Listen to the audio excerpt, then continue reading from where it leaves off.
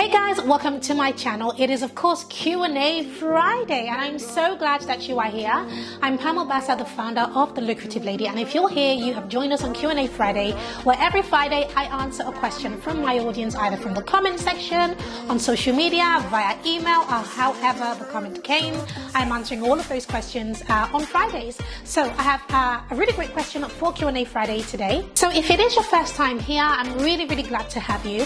Do stick around with us. I publish 3 times a week, so make sure you subscribe, turn on your bell so that you will be the first to know when I drop a video, and I publish 3 times a week. So today's question is really awesome, and it says this: what marketing strategies are you implementing for your products to drive sales? Really great question. Now, depending on where you are selling your products, if you're on Etsy, then you know it's a marketplace, and if you have really good SEO, then a lot of people will be coming to your store. Hopefully, the more listings you have, the more people are going to find your store attractive and they're going to want to come. But what other types of strategies can you use besides SEO on Etsy or even Etsy ads itself? Well, I have 3 to share with you in today's Q&A Friday. Strategy number 1 is something that I've started to do and I'm loving it. And that is to create my own store on Shopify.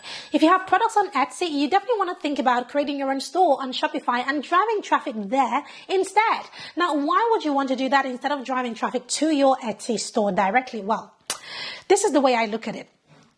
On Etsy, people are already coming to Etsy, right? So I can benefit from the people who are already coming to Etsy via SEO, via keywords, via lots of other methods, Etsy ads, etc. But every time that people buy on Etsy, number 1, it's a little bit more difficult to get their details so that I can remarket to them. Yes, there are ways around it, but it's not so straightforward. Number 2 is I don't really have control. So that means that if somebody buys product A, Etsy is going to recommend another product from a whole different store. That's not mine. Hello, Etsy. They came to buy my stuff. Why are you recommending other people's stuff? You see, therein lies the problem. So what I decided to do, and I recommend that everybody does, is that you make sure that you have your own products on your own store outside of Etsy. If I'm going to be putting in money to run ads, I would rather run it to my own store, because then I get to keep 100% of the profit instead of, listing fee or transaction fees that would go to Etsy.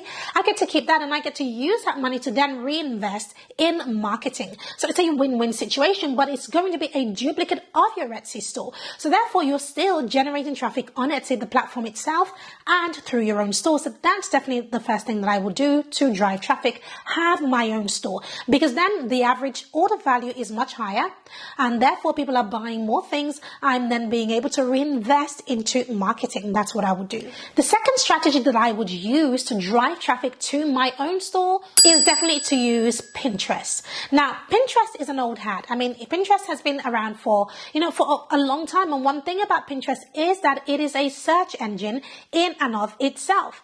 The beautiful thing about Pinterest is that it lives on, especially when you utilize tools such as Tailwind, which keeps repinning your pins so that you are able to attract a larger audience. So it's really important that you start to utilize Pinterest in your marketing strategy, whether you're driving traffic to your Etsy store or to a store outside of Etsy.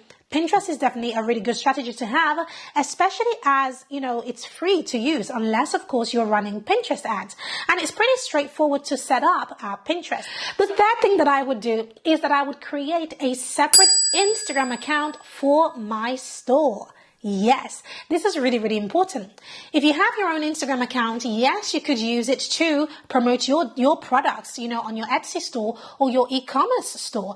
But if your store had its own Instagram account, it just makes it a little bit more branded. And people, when they come to that Instagram account, that they are coming for one reason and one reason only. They are coming there because they are interested in your store, as opposed to if they came to your account, in which case they're interested in you, not necessarily in what you do. Do you see the difference there? When they come to an Instagram account that is for your store, you know that they are interested in your products.